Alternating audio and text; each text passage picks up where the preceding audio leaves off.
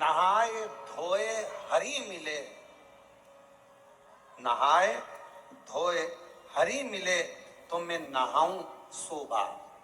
अगर केवल नहाने से भगवान मिलता तो मैं 100 बार नहाता रहता। अगर केवल नहाने से भगवान मिलता तो मछली दिन भर पानी में ही रहती है, उसको भगवान मिलता, मगर को मिलता। नहाए धोए हरि मिले तो मैं नहाऊं सो बार। हरि तो मिले निर्मल मन से, प्यारे मन का मेल बाहर निकाल परमात्मा। अब कोई कहे कि तुम नहा कर आ रहे हैं, तुम्हें इनको छूना नहीं, या नहा कर आए हैं इनका स्पर्श मत करना। भगवान कहते हैं, कितना सुंदर शिव महापुराण के अंदर लिखा है, जरा शास्त्र का अध्ययन करिएगा।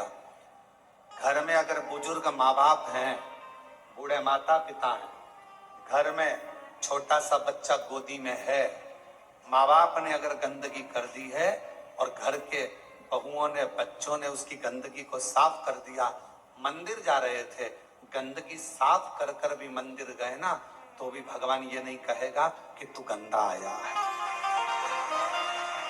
घर के बुजुर्ग बीमार हैं, गंदगी कर दिए हैं, उनका शरीर बेकार हो गया है, उस शरीर को आप हाथ लगा रहे हो, गंदगी साफ कर रहे हो, पूरा घर साफ कर रहे हो, और उसके बाद भी भगवान के मंदिर जा रहे हो, भगवान कभी नहीं कहेगा कि तू गंदा है। एक छोटा सा बच्चा माँ की गोद में है, वो बच्चे ने माँ की गोद में गंदगी कर दी, माँ ने उसके बार बार कपड़े बदल दिए, धो दिए, और माँ उसके बाद भी भगवान को जल चढ़ाने जा रही है, तो भगवान कभी नहीं कहेगा कि तुम गंदे हो, भगवान तुम्हारे जल को स्वीकार करेगा। घर के बुजुर्ग माँ बाप, घर के बुजुर्ग सास ससुर, घर के बुजुर्ग, तुम्हारे घर में रहने वाला कोई बूढ़ा व्यक्ति है, दादा दादी हैं, बुजुर्ग हैं, उनकी सेवा कर रहे हो, तुम मंदिर जा रहे हो और तुमने सोचा कि मंदिर से आकर ऐसा करूंगी, या मंदिर जा रहे हो तो मुझे साफ जाना है, तो शिव महापुराण की कथा कहती है, सबसे पहले बाबा को जल चढ़ाने से पहले अगर कोई घर का बुजुर्ग पलंग पर पड़ा है, बीमार है, और उसने गंदगी भी कर दी है ना, तो पहले साफ करो, फिर बाबा का नाम लेकर बड़े प्रेम से बाबा को जल चढ़ाने जाओ, बाबा तू भी स्वीकार कर।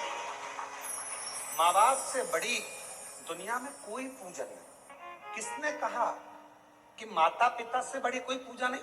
श्री गणेश जी महाराज ने।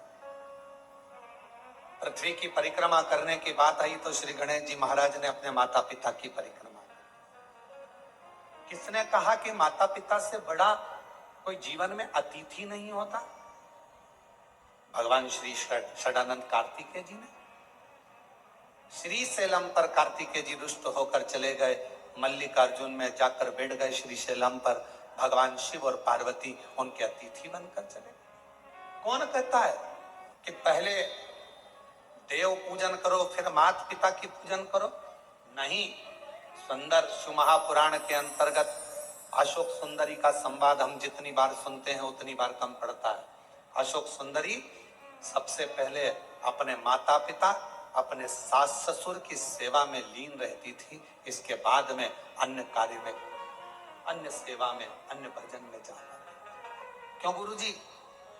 घर में छोटा सा बच्चा है, उसने गंदगी कर दी और मुझे जल चढ़ाने जाना था, सवेरे सवेरे बच्चा उठ गया, गंदगी कर दी, मैं नहा धोकर निकली थी और फिर वापस मुझे मंदिर जाना था और मैं जल चढ़ाने के लिए जा रही थी, गंदगी साफ करी, मंदिर नहीं जा पाई क्योंकि आज मैं बच्चे की गंदगी साफ करी तो मंदिर नहीं पहुंच पाई। शास्त्र कह रहा है माँ को बच्चे गोद में है और चाहे गोद में गंदगी कर दे और माँ उसको साफ कर कर बच्चे को वापस सुलाकर बड़े प्रेम के साथ अगर मंदिर जाती है तो भी शिव स्वीकार कर लेता।